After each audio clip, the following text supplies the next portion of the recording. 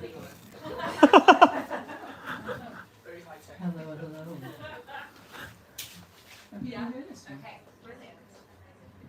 Hello, welcome to Lighthouse. My name is Myri, and tonight I'm giddy with anticipation for this chat, and also incredibly nervous, because with me tonight are two women that have thought so deeply and put so many years, time, friendships, labours into building the sort of roots of the space that we're sitting in today. The way that we think about our feminism, the way that we think about our queerness is built on sort of the bricks of your words and your labours, so I'm extremely grateful. Tonight, will you join me in welcoming Jane Cholmeley and June Thomas?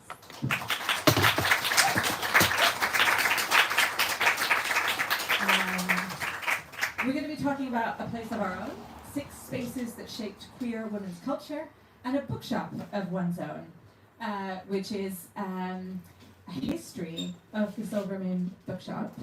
And just to sort of set the scene, I wondered if both of you could give us a wee introduction to the book and how it came into being.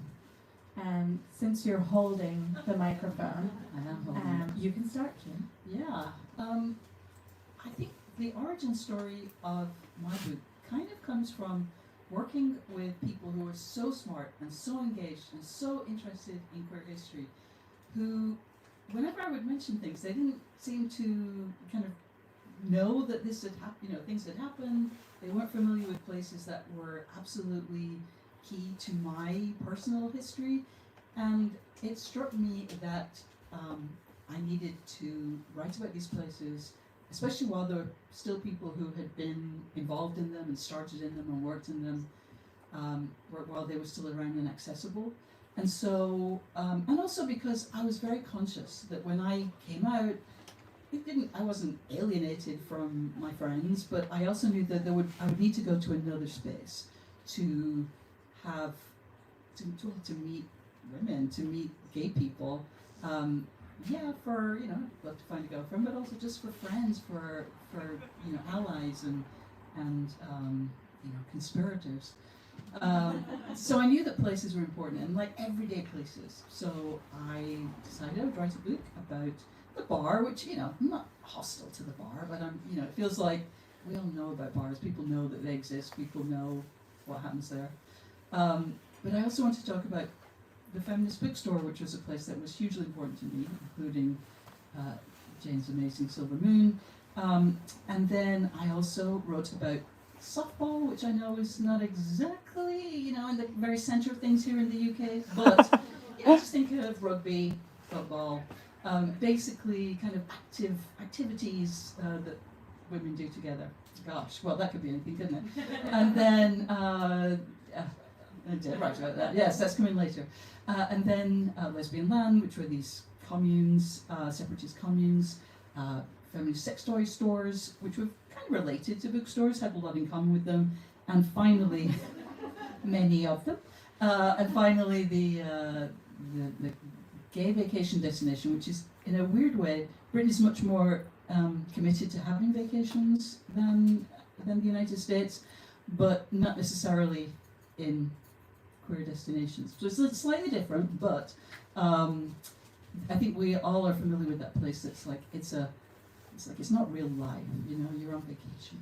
You're not tied down. You have to do the washing up, and you can be gay, fully in this place. So yeah, those are the places I wrote about. Jane Cholmeley. Thank you. Well, I think the first thing which you were trying not to say was not dead yet. And the answer to your question is twofold. First of all, I had the great pleasure of being sort of contacted by lots of wonderful, eager, young feminist PhD students, etc., who wanted to say, tell me about this and tell me about that. And of course, I love talking about myself, so why not? But when one of them said Jane Cholmeley adumbrated, and I thought, first of all, I had no idea what you're talking about, and secondly, once I'd looked it up, I said, I've never adumbrated in my life. it means foreshadowed. I suddenly thought, well, whose voice is it that is telling this story?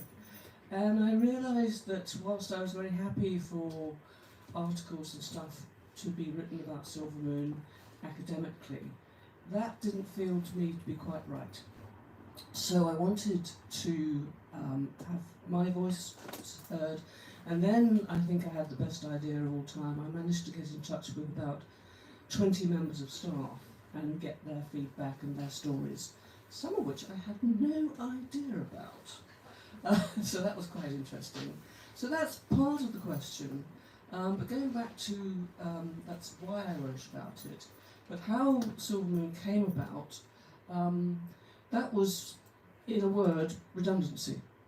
I was working for a publishing company, and the publishing company was taken over by Robert Maxwell.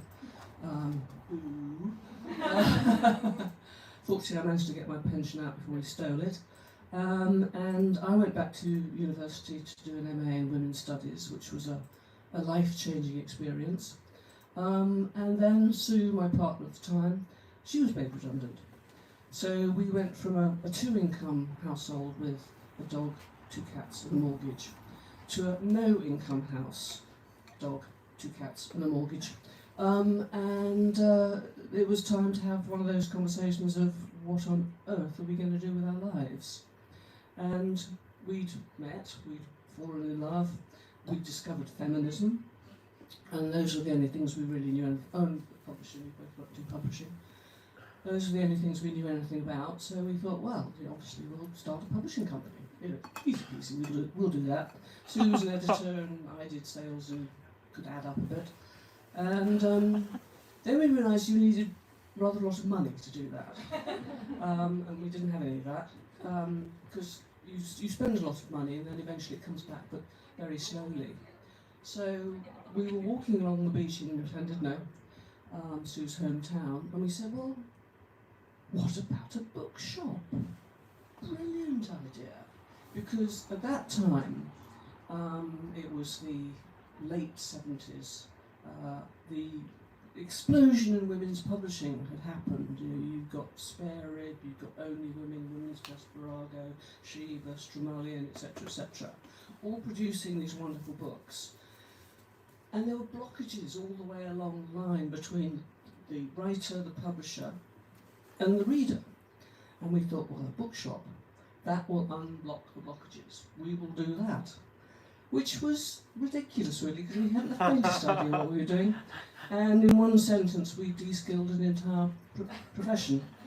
However, that didn't stop us. And I'll pass you this one. Thank you for that. I think there's the seeds of my first question in your answer there, which is why did you seek out these places or believe that we had a need for them, either as women or specifically as lesbian women? Why, in your research, June, why have people sought these places out, and have we needed to build them, and then once they're there, what do they mean to the people who use them, whether that's a holiday park or a commune? I mean, the short answer is usually they mean too much. I mean, unfortunately, that's both the joy of them and the challenge of them. I just loved June's book, and I think one of the things that was so important was your level of openness. There were these amazing things, but these really hard things, and I think it's often especially hard when, the reason we need these places is because, well, we feel this need very strongly, and especially, in the 60s and 70s when there was still, there were so many legal and, we didn't have rights, even the ones that we kind of have now. And so, and yet women really needed these to be in these places. They needed to find each other, they needed to hang out together, they needed to dance and whatever. And so they knew that if they weren't there, they had to build it, just like you and Sue did, and the other Jane. And so they created these places with no money. It's such a common experience, but with a huge, often with incredible ingenuity and we can make this happen. Yeah, it's almost impossible. Is that all? We can make it. We can make it work. But the problem is often that it's everything. It's work. It's life. It's your girlfriend. Often. I don't know why that was going to be a longer word. Often. It's everything. And so, women, have such high hopes for these places. I always think of something that I came across. It was in a really small magazine out of Portland, Oregon, that just had a few issues, which wasn't really surprising because they often had like what seemed like they were doing life drawings of each other, and they would put them on the cover. I'm like, where do you think you're going to ever be able to show that magazine? Whatever. Anyway, maybe you like this. But there was a bar in town that didn't treat them very well. In fact, treated them pretty poorly, but they were allowed to be there, so they went there. It was, a gay bar run by men. And then the women owned the bar. And you think, wow, this is going to be great. They're really going to support this place. But then they were mad because it didn't play women's music, and they wanted to be able to have political discussions, and they wanted it to be, and it, of course, it was irrational. They could, the women who owned the place, who were also lesbians, could say like, this is why we can't do that. This is why we, we'll try, but we care so much more about our spaces that it makes it so hard to run them, to work in them, and often to go to them. Sometimes it's like, oh my God, I just can't handle that stress. Let's just go to, Straitsville. So it's first it's demand, and then second, oh God, it's so hard. But also a lot of fun. Well, yeah, it's so much fun. I mean, I always think that working in a bookshop is like having Christmas every day, because so at the beginning, at the 9 o'clock in the morning, some bloke heaves a box through the front door, and there's prezzies, books inside it, and you open it up and you think, oh, this is wonderful. It might just be stock, or it might be new titles. So, I mean, when we set out, we did kind of know our own industry a bit, and we got huge amounts of help from other women and some men in the industry. And it was such a project of learning as we went along, and of course we made mistakes. I mean, the original concept of Silver Moon was, we pitched it from America. It was the Harvard Bookshop and Cafe. We thought, that's nice. Books, coffee, we'll get a license, wine, women, song, maybe. And that's, all you need in life. And so that's what we set out to do. And I'm going to slightly digress because we had a sort of thing about what are we going to call this place. And because it was a bookshop and a cafe concept, we decided that we were going to call it Swallows and Amazons. Which is so brilliant, except it wasn't, because everybody we tried it out on said, oh, it's a children's bookshop then. Not exactly. So this was in, any book goes through a variety of titles. This book had 7 different titles, but I'll get onto that later. So then we thought, well, the next working title will be The Dyke and Donut. But there was no way I was going to tell my mother. That was never going to fly. And literally we had a form to fill in for the Greater London Council, to whom we were applying for a grant, and it needed to be filled in by 4 o'clock in the afternoon, and at 3:50 we did not have a name. And I said, well, I don't know, what about Silver Moon? It's got silver and lunar and sort of feminist and female overtones, and Jane Anger said, yeah, and it's great for design. So we just stuck it on the bottom of the form, and that was that, really. Yes, careful planning. Speaking of the planning, and the sort of relationships between the people who create these spaces, we create the spaces we need, or we need to work, and therefore if you create somewhere you can work, you can earn that income, which you see with you guys setting that up together, being like, here, this will be the job. We'll start it from scratch rather than look somewhere else.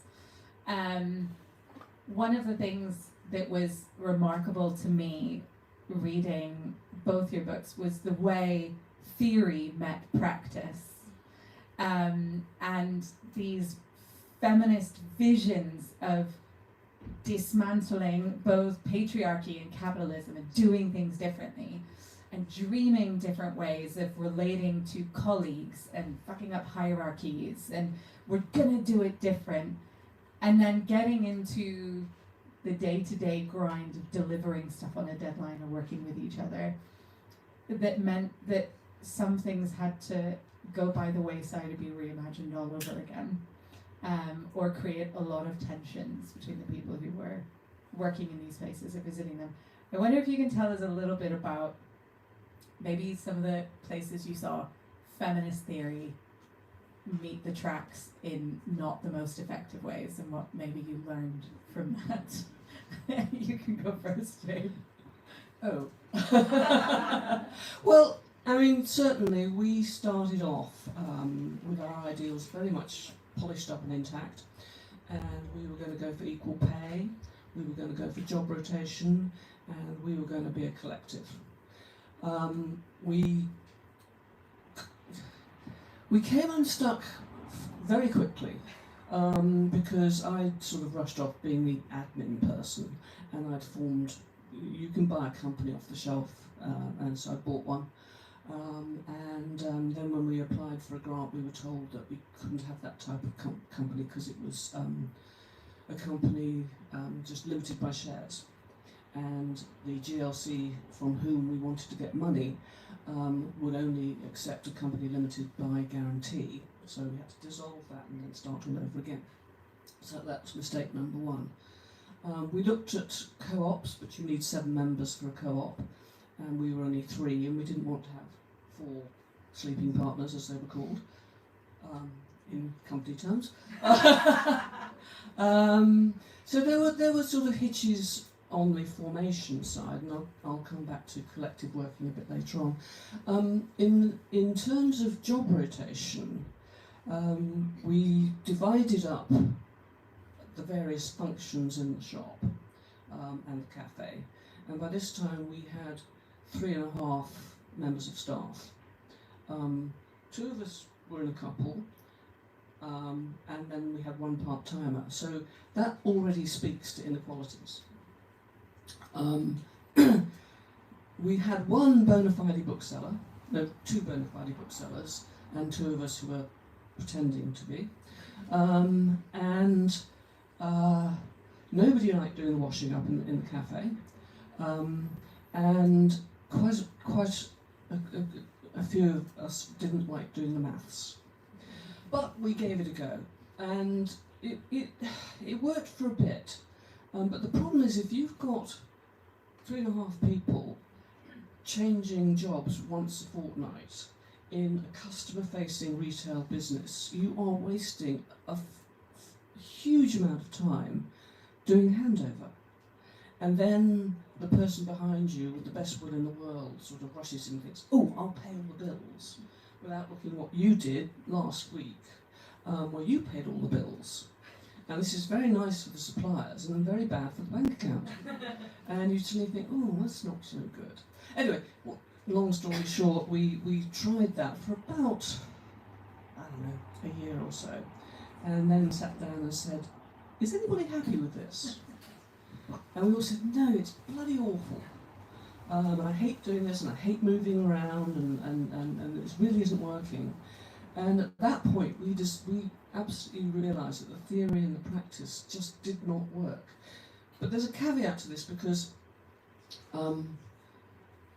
when I think that was put forward by the women's liberation movement, it was with the best of intentions that you taught each other the jobs as you went into them, and we did not do that.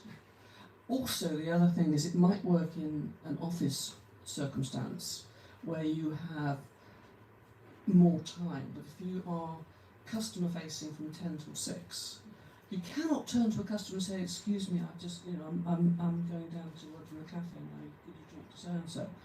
And the customer orders would get lost in between all of it. So we were ending up being horribly inefficient. So that had to go. It sounds like you didn't cry too hard about not having to do the washing up anymore. I mean, I think the thing in the place where it's most obvious in my book is in the lesbian land, these communes, because the women decided that the kind of the conventional world, I say the mainstream world was so awful and was giving them no sustenance, and they just had it, and they were going to go off on their own. They're going to start over, really. They're going to go off into the countryside and just do things the way that things should be done, which of course is again so much stress, so much because it was everything. It was where they lived, it was often their relationships, it was their work, it was how they were, all of their resources were there. And it was just so stressful, and because they want this was maybe their one chance. This was their one chance to get everything right, to do things how they really should be done. And there's one which really isn't fair to pick on it, but there was one of the communes in Vermont. They were so committed. They decided that they weren't going to be.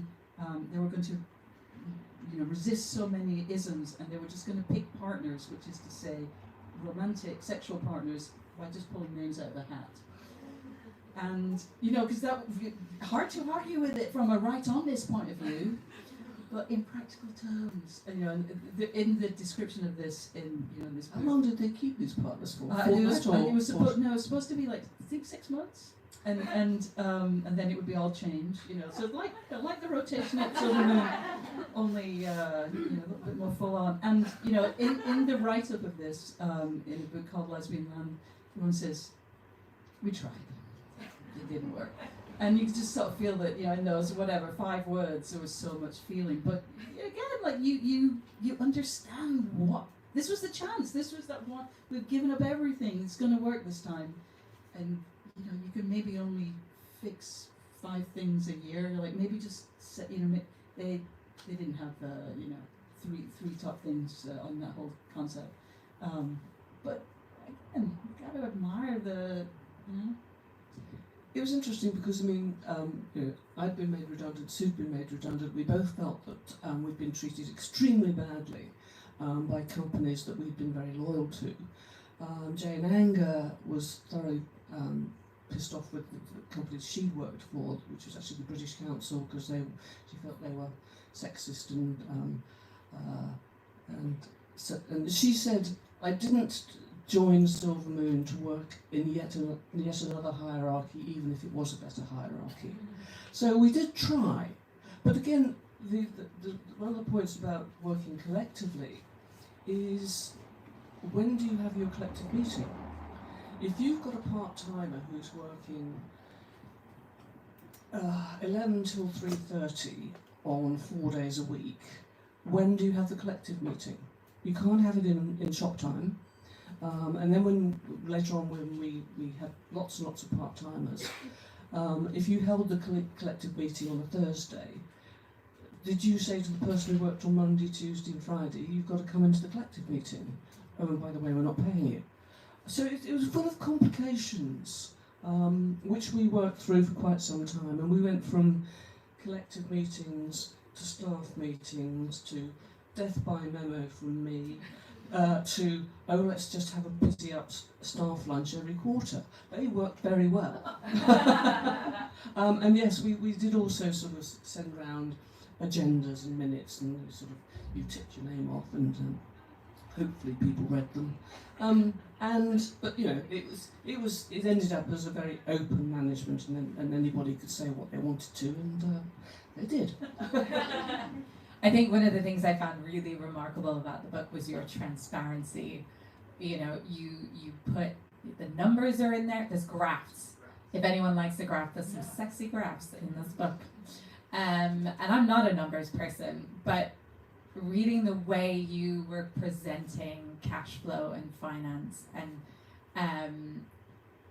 and your staff coming back to you on various things, and you have Jane's resignation letter in the book, and there's a beautiful reckoning with warts and all. That's what it took. This is what it was, and there's something so beautiful and poignant in it that I absolutely don't think I could ever do myself. So there's an interesting thing about money, because it's extremely easy to spend money if it's not yours.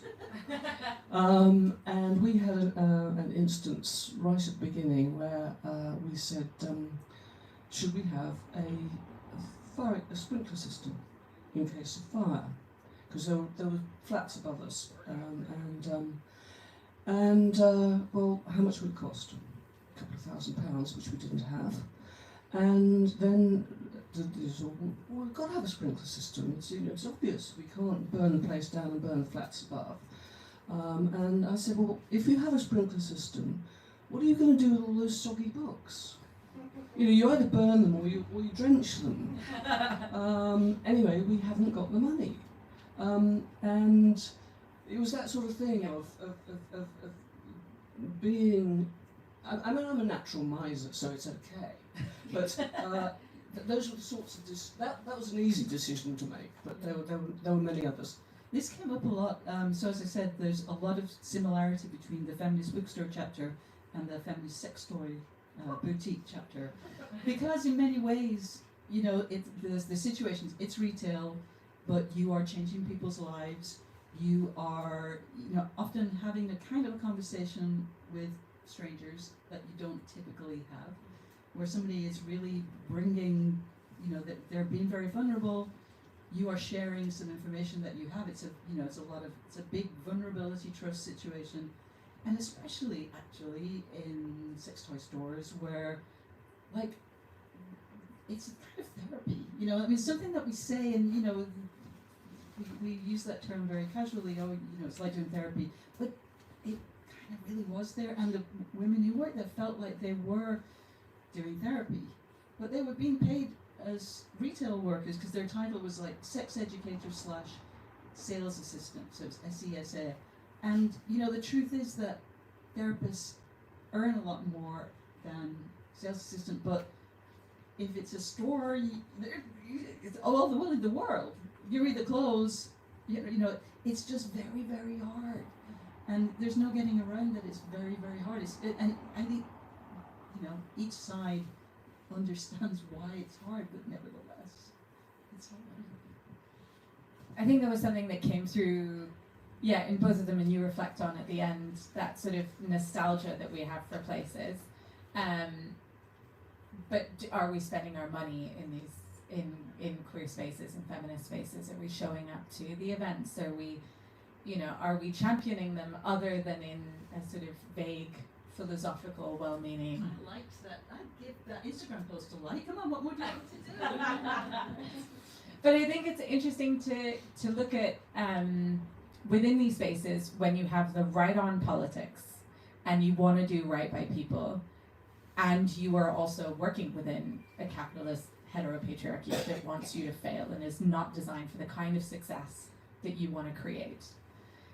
There is a reckoning at various points, and in all of the spaces you write about, June, there is a moment in which something had to give, and those hierarchies of choice, of decision, whether that was around class or what are you paying, therefore it's going to affect who can work for you, whether it was around race, whether it was around disability, and you write about the lift in the shop and those things of building people going into things as you did with Silver Moon, with an intersectional approach, wanting to represent different viewpoints, wanting to be a bookshop or a sex shop or a holiday park or a bar for everyone, and then meeting the material reality of what you can and cannot offer. And that failure to do so is felt so much more keenly, which is what you were saying in the beginning. And I wonder if you can talk about how do we navigate that, both as people who want to run those places or visit those places. How do we marry the two of saying, I need you to step up and do more. I need you to have a ramp. I need you, if you say you're feminist, then you've got to walk the walk.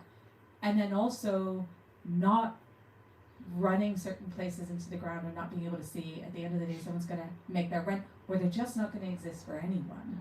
How did you see that navigated, or how did you go? Well, I think probably the hardest decision we ever made was closing the cafe. And that was when the cafe lasted for a couple of years, I think. And that meant closing down our hopes for an art gallery. And I loved the cafe. It was a beautiful space, the food was good, despite the washing up. And it just didn't cut the mustard. Sorry about that. It was 50% of our space. It used up 25% of our staff time, and it contributed 10% to turnover. Now that does not add up. So we had to close the cafe, and that was immensely hard. Sorry, I need to think again. I will. I mean, I think one of the things that has come up when I've, especially in America, has spoken to people. One of the things people say, like, why are lesbians so bad at capitalism? Because that is actually one way of interpreting my book. And the answer is, well, and people who are mentioning the book have said to me, it's not that we were bad at it. We were making choices. We knew what we could do and what, quote unquote, we should do if we were going to succeed at capitalism. But that was not our intention. Yes, you do have to pay the rent. You do have to, you can't opt out unless you are up in, the woods somewhere. You can't opt out fully. But I think one of the things that's really important now, as far as you're talking about, this kind of level of how do we really inform each other and just be open. And I think it is about openness and transparency. You do have those sexy graphs, and you are, one of the things that I think is really important now is there is, all of these things are cyclical.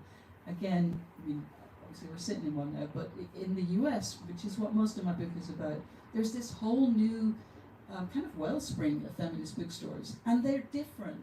They, and there are some that are still gone from the beginning, Caris and Women and Children First, and so on. But these new ones, they're not doing things exactly the same because they can't make they can't make a go of it 7 days a week.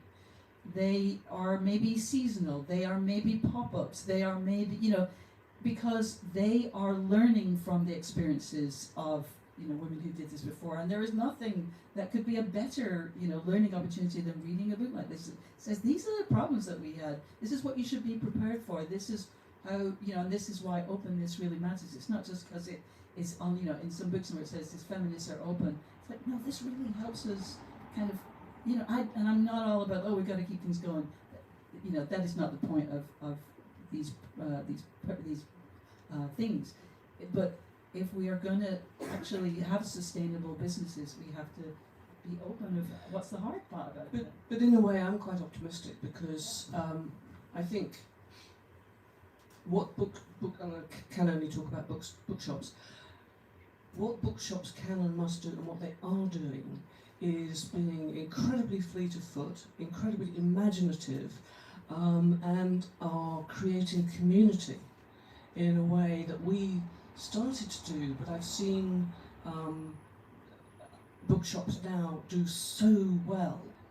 I mean, tonight, for example, yes, we did events, but I think we were one of the first bookshops to do events. We did events at the shop, and then we grew and did events outside of the shop, and also encouraged that there are. Just as the number of independent bookshops has dropped by about 50% since I was around, the number of book festivals has risen. People still want books. Also, we had the Silver Moon Quarterly, which was an immense way of creating community. We ended up with 10,000 names on the address list. Now, that's 10,000 addresses, that's probably 40,000 people reading it, all over the UK, through Europe, across the world. Now, every single issue of that cost 35 pence to mail out. a lot of work, very labour intensive and very costly. Nowadays you've got the internet, and of course you've got websites and stuff. So, and of course there are problems that websites can cannibalise the terrestrial, but you've got at your disposal immense tools of communication and the building of community. So I think bookshops these days are in quite a good place. Jolly hard work, but you've got to be really imaginative, but you can. Well, I'm hoping so. But Well, that's why we're here. But I think there's this interesting echo of past and present in that thing of like, what do we learn from the past? And one, I think, if books like this don't exist, then the next generation doesn't get that information if you're not local. And I was incredibly lucky in the early days of Lighthouse to have Bob and Sigrid, who set up Lavender Menace, who were so generous with just their infectious energy for books and that thing of like, yeah, actually there's a legacy of this and there's people who've done it before and they did it this way.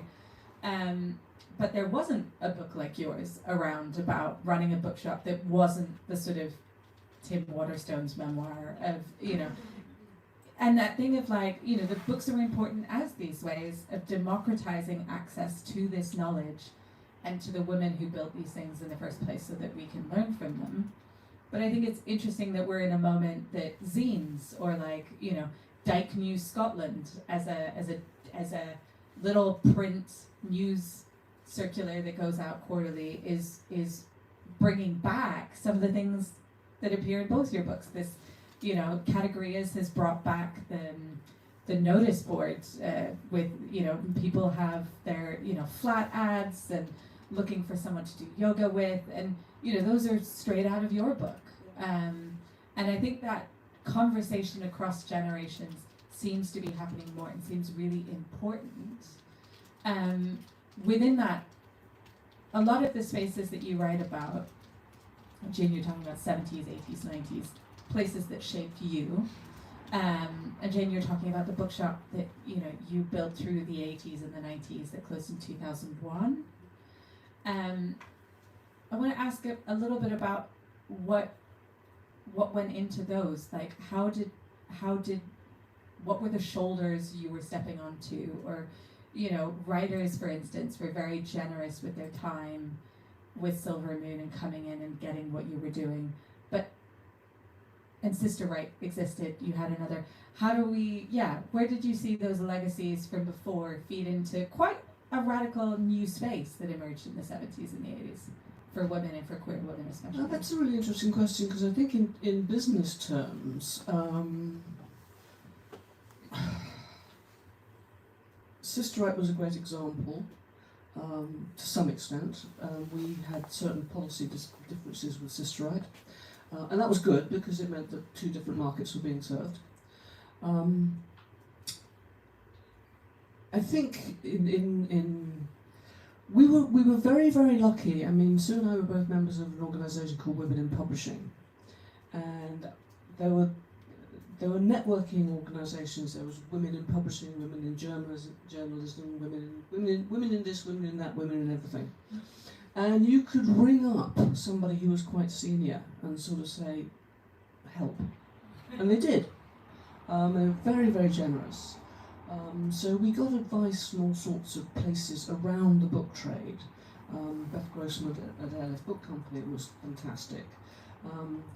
And once we'd established that we were sort of serious about it, the publishers were very helpful too, because they saw us as an outlet. We were going to make money for them, and they were going to make, and it was going to be a symbiotic relationship. And then to get on to the author thing, that was fabulous, and of course we were very, very lucky because we were so central. And it wasn't difficult for someone to say, ring up and say, Alice Walker's in town, would you like her to pop in? Well, you don't have to think too hard about the answer to that one, do you? So, you know, or Maya Angelou, she's going to be on the Wogan show on Thursday night. Would you like her to pop in on Friday lunchtime? Yep. And so we were incredibly lucky about that. And that sort of, once you got it going, and then you could sort of say, well, we've done this, we'd like to do lots more. And there was a great mutual benefit to it all, which we were able to exploit as much as we could. I mean, I also just have to mention just the location of Silvermere. So, so crucial. I mean, of course, as you say in the book, it kind of also was its doom in a sense because, once the market got its type. But, it's the fact that when it still was, this street this is the bookseller street, and there's a feminist bookstore on that. So, I mean, it's hugely important. Speaking of symbiosis, I do think that, so I worked at Llamas, which was a feminist bookstore in Washington, D.C. in the, it's got a very good memory, but honestly, it could be the 80s or the 90s, but I think it was in the 80s. And it was an amazing time because, I mean, first of all, before I even say it, I just want to say that, and what I'm about to say is not to say that was the time, that was the good time. No, all times are great, and so it's not about back in the good old days, because they were pretty shitty days in many, many ways. But it was a time when there was still this feeling of oh my God, people were discovering for the first time that, and it was in books. And people needed to get these books, and they needed to get these magazines, and then there was women's music that was playing in the store, and then they would sell the tickets to the women's music concerts where you would go and socialize together. And then the bookstore would have a softball team, and then and it's incredible coming together.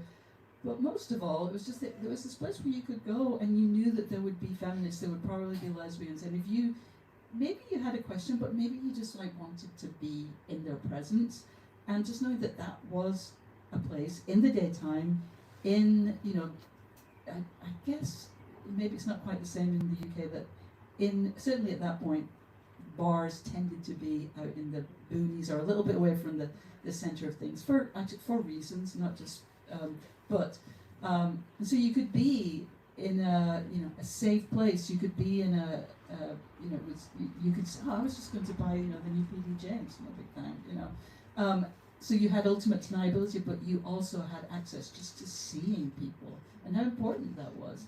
And it seems so basic, but I also think it's probably still true. It's 40 years have passed, but we still need to see each other, and when we, especially it's not just young people, because obviously people come out at all ages, but just especially at that moment where you're I just want to see what queer people look like.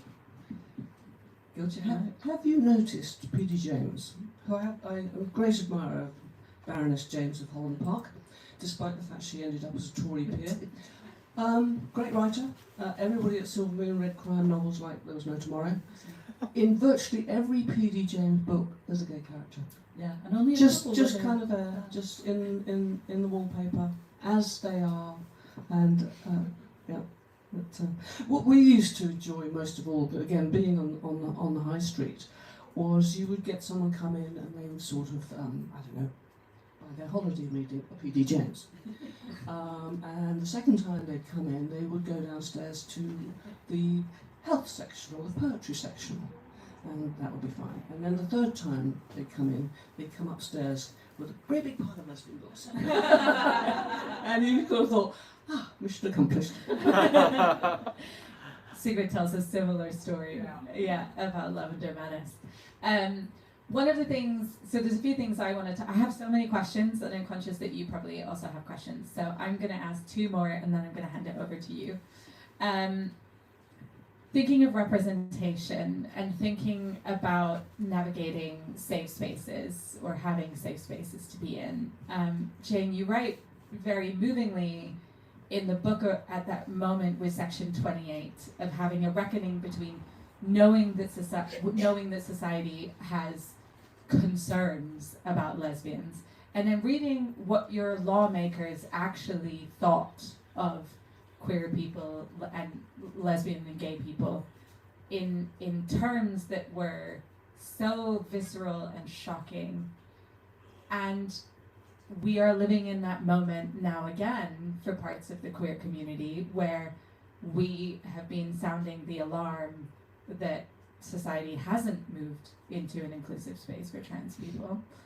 But everyone was like, well, it's all the same rights, what's the big deal? And then this moment that we're in has allowed sort of the mask to slip, and we're seeing in very real words what our legislators think about parts of our communities. And I wonder about how you saw, either in the spaces that you researched or the spaces you were in, how we learn from those moments and are galvanized rather than crushed by them, and how people organized in the face of that realization. Because as I say, it's like you have it in the, we know it, and yet it's a different thing to have it legislated and put in writing by our lawmakers that make some of us second-class citizens. I mean, I tend to think that nobody in this room really needs reminding that there are a lot of people who think we're, not as good as them. There's something wrong with us, or I'm not going to repeat those things, but we know that. And so I don't think people really need telling. People understand, people who are, committed to change and committed to progressive, to society progressing in the right direction. You know that everything is cyclical, that we can never relax and think, okay, we've got this sorted now, we got it, it's done. Because it never is, that it's 2 steps forward, 1 step back all the way. But seeing that things can change, seeing things that you can revolutionize people, that you can activate people, that, that awful laws will be suggested, some will pass. But then we can hopefully, and I don't say that with any no worries if you're being totally oppressed and you don't have health care and people are just saying, no, it's not okay. But I think, again, I'm also very optimistic that as long as we stay committed and don't just phone it in, that we should see and not turn our backs on the things that do change and the activism that people who are activated. I think that's one of the reasons I wrote the book, and I think probably you would say the same, is we need to know what the battles we fought, and we need to know that you can win most of them, not necessarily all. You can go back to the suffragettes or the anti-slavery movement or whatever it happens to be, and that whole thing about pretended family relationship just makes me so angry even now, and I'm not going to put up with that. And then you think, okay, that's making me really cross, and I need to do something with this anger, and I need to do something positive with this anger. And if you can look back over what your foremothers have done, I think that helps a lot. And the answer is be ever vigilant and take the fight. Yeah. I think that's a really good note to throw out to you guys, and then if you are too shy to ask questions, I have millions more. Does anyone have a question? Yes, go for it. What I'm going to do is I'm going to ask you guys to just fold in the question into your answer so that the people online know what it's about. And yeah, if you shout it out for us. Yeah, so my question is for Eugene. One of the things I really respected and enjoyed about the book is how you did sort of call out the transphobic practices of some of these spaces, and then also on the other side, there was a story about the softball teams of them being a bit more welcoming. And I was just wondering if in your research you have any other sort of stories that you found of spaces that centered or at least welcomed trans women in this sort of way. Yeah, I mean, one of the things that I always am afraid that I'm just going to sound like a Pollyanna, or I am a Pollyanna, and I'm just, now things are all moving. But in my experience, where people get stuck is when they don't, they don't meet people, they don't have any exposure, they don't talk to people, they don't keep up with new ideas, people are human, but still. And so, so for example, when I think about, at least in the US, there's a big, just like the dominant, if you like, what is the thing most people say about lesbian culture is lesbian bars are closing. Which, honestly, to me, it's not good. It's not a good thing, but it's not the biggest problem in the world. And the reason I think it's not the biggest problem is because, like, it's a definitional problem. There are more places, and I wouldn't get lost in my own rhetoric, but there are more places where people feel comfortable, where more people feel comfortable, and where we're not getting kind of lost in definitions. And I think that softball is a good example of it. Wasn't that people just thought, oh, softball, athletes are just more open. No, they struggle with it. They, the first people who like, oh, a trans woman wants to play on our team or a trans guy wants to play, maybe it didn't go well. But over the years, as people was like, wait, so we're going to leave those people out? We're going to exclude those people? I don't think that's why we set up this organization. As more people have those conversations, then, excluding people becomes a thing that people do not want to do. I think the specific problem in those, on lesbian land is that the communities got stuck. I mean, literally, that very few people have joined them, and they are shrinking because of that. But that they had an idea in 1984, which honestly I had that idea in 1984. I don't have that idea in 2025. But if you don't have conversations about that, if you've never met a trans person, I don't know what you think they are, but you don't have any sense of it. And so I just think that it's all about, again, having an openness and staying in conversations and understanding that community means talking to people and not excluding people. I don't know if that quite answers the question, but I think it is about just not closing your mind and not closing your frame of reference. And I'm realizing, sorry, people online, I forgot to repeat the question. So I'm sorry. Okay. Is there another question in the room? So shy. Are there any online? I think people are still warming up. Okay. So I get another one of mine. Can I ask a question? Yeah. How many people in the room ever visited Silver Moon, or are you all too young? We have a very young audience here. Thank you. Actually, can I get another show of hands for, you mentioned being able to just ring up someone quite senior in industry and ask a woman out of sisterhood for help. Can I get a show of hands who feels like they could do that today? Okay. That's reasonably encouraging. Okay.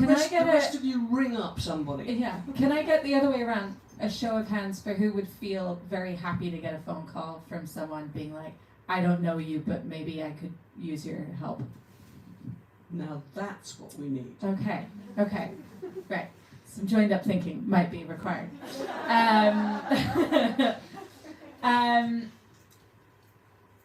I have, so you have a sentence in the book where you say, I lesbian for a living. And I feel like, to a certain degree, you did that too, Jane. And I want to ask about the places that where womanhood and sexuality, because what what a lot of these spaces and a lot of the places you were moving in, you're breaking boundaries as a woman, but then you're doing it as a gay woman on top of that, as well as that, with all the magic that brings. And I wondered whether or not you have reflections on how that might have changed, both in how you move through the world as queer women and how you think the world responds or responded to that being the way that you were doing things. I mean, one thing, again, this is that whole thing of, 2 steps forward, 1 step back of, I do now, again, in this weird moment that we're in, this transphobic moment of now I feel weird going to the bathroom. I didn't feel that way I haven't felt that way for several decades. So it isn't all forward progression. But I mean, I remember just having to do a lot of explanation even of what a homosexual was. Like you don't have to do that anymore, but you still like people find ways of like kind of messing up the world, find new and exciting ways to oppress us. It is. I mean, it is funny though, because when I say I'm lesbian for a living, it was in the context of then going somewhere and feeling like this feeling of freedom. They think, well, I don't feel oppressed normally. I've got a lot of privilege these days. I feel like I can do what I want to. But then you go somewhere where your culture. You have more than one culture, but this aspect of my culture is the mainstream, where it's the norm, where it's specifically I was speaking of Provincetown, Massachusetts, which is you go down the street. It's like, I mean, I grew up going to Blackpool. It's like going to Blackpool, and instead of there being some TV show, some Northern comic at the end of the pier, it's some lesbian comic on Commercial Street. It's suddenly where it's all about us, and it's striking how you realize, oh yeah, I guess if it feels odd now, that's because I don't realize I'm feeling oppressed, even if it's only a bit. And so just having opportunities to not that I want to feel oppressed, but just being reminded that things are better, but they're still a bit fucked up at times. Yes, I mean, I think in certain places in the world, I mean, there are oodles of places in the world where I cannot or will not go on holiday. And because I can get a bit bolshy every now and then, I almost want to go into a travel agent and say, I really want a holiday, but I'm not going to do it there, or there. And she or he may say, why? And I'll tell them. But on the other hand, if I'm walking with my partners down the street and we want to hold hands, then we jolly well do. And I was attacked on Hampstead Heath for doing that once. That's not going to happen again. So, advances, push back, fight back.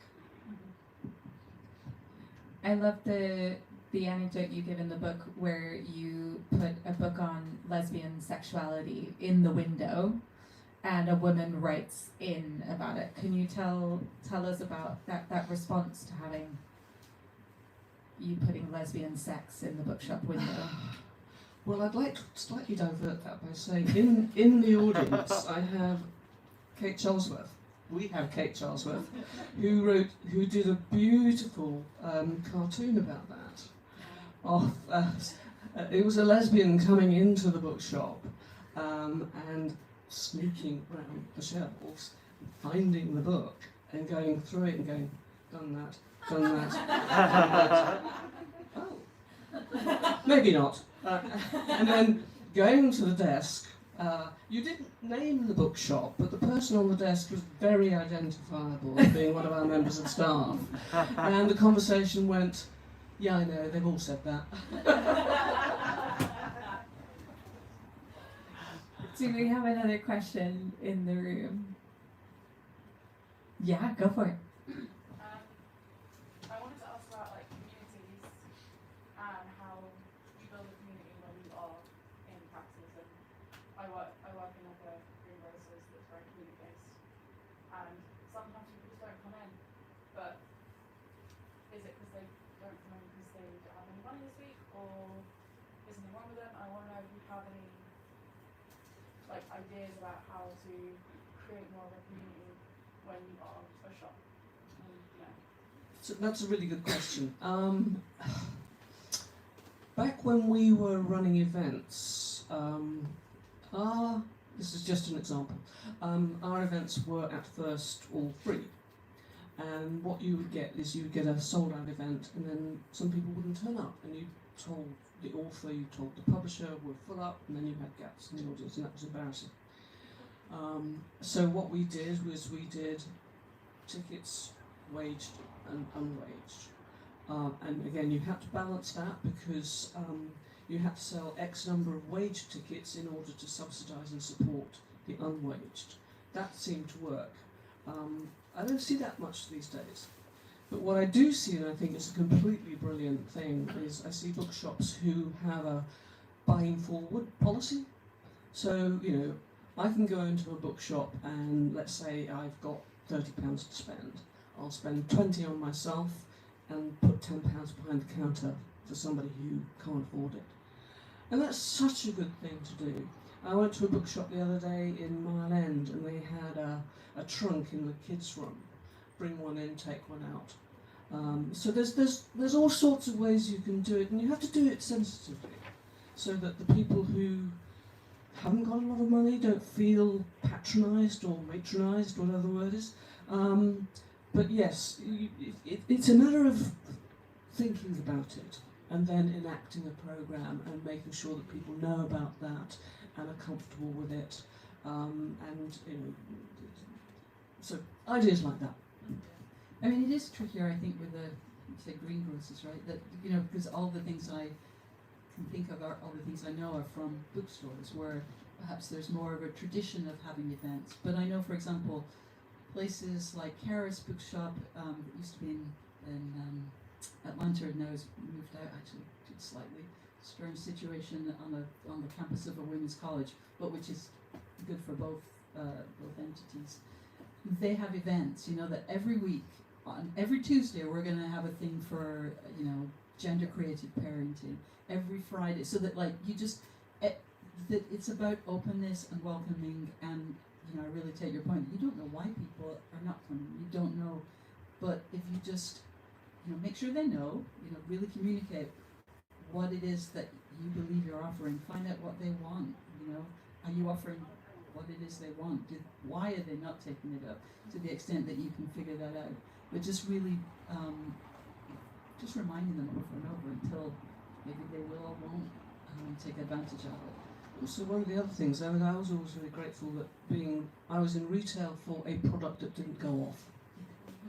And if it did go off as a book, you returned it to the publisher.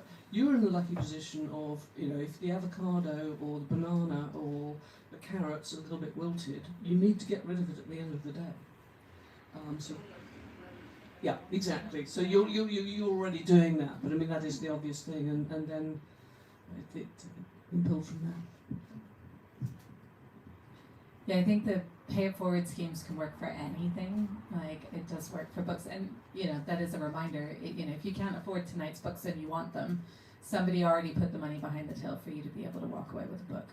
And that thing of not being patronizing, making it accessible, not having a gateway that somebody has to prove their need, or feel like in any way they have to be showing hardship. And it's just like, sometimes you're just a bit broke, and we need to normalize the fact that that's not a moral situation. But I also think linking up with other places that are doing community makes a world of difference.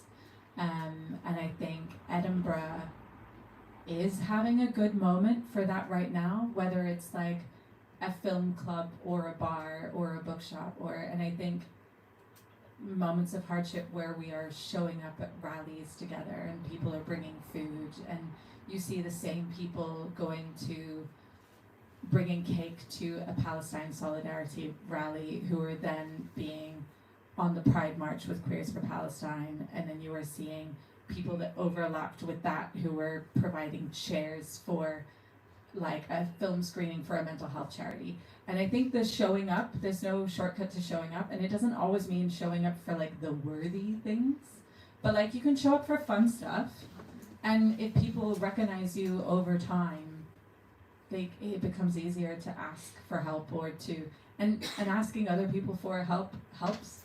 I think that the most we've ever had in the shop, people lean on us, is when we have leaned on them and being like, we need this, or this has happened, and the outpouring of support opens that door where you remind people there's nothing shameful in having community is forged by that, and we need more of it. And so feeling comfortable asking for help yourself, even in small ways that aren't about like extracting from community, but being like, hey, there's this thing, does anyone, when we had a break-in, it was, we posted a picture of the window being broken, and it turned out that one of our regulars was a glazier, and she redid the window for us. And it was one of those little things of being like, hey, by the way, we have someone else who always needs to use our bathroom and doesn't have money for books, and was like, hey, you know, I don't get to come and spend money in here, but I do have a set of tools, and your bathroom door is fucked.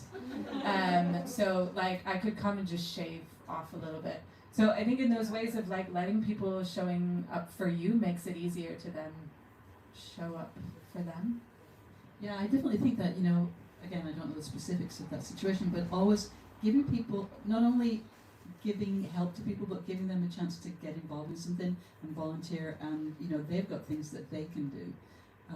Because community isn't just, you know, it's a big, lovely circle. So, you know, giving people a chance to do something for the community, yeah, that's very important. I think on that cheerful note, that was a great question. We are out of time, but we do have drinks and we have books, and we're going to do a signing in the Bookshop garden. Or is it in the garden? Yes, I have a thumbs up from Mohammed. Yeah. We're going to be in the Bookshop garden because we couldn't be out there earlier, but we can be briefly refreshed. And that means that we can have masks off and enjoy a drink. And, you know, there are familiar faces in the room, and if you have been wanting to meet someone else and you feel nervous about meeting someone, like, come and say hello, and I will introduce you to someone I know who is here. And then next time you see them in the street, you can give them the nod of, yes, we were at that big gay event together. Have a good day. Do take these extraordinary books home with you. I'm doing the awkward thing where I have a proof of the other one, which also had, a similar cover. A place of your own and a bookshop of one's own were gifts. To me as a reader, as somebody who runs one of these spaces, I think it was a reminder that these spaces shape us as much as we shape them. So I entreat you to take some of the wisdom and the wonder and the joy that these women have put in your books home with you tonight. Will you join me in thanking June and Jane?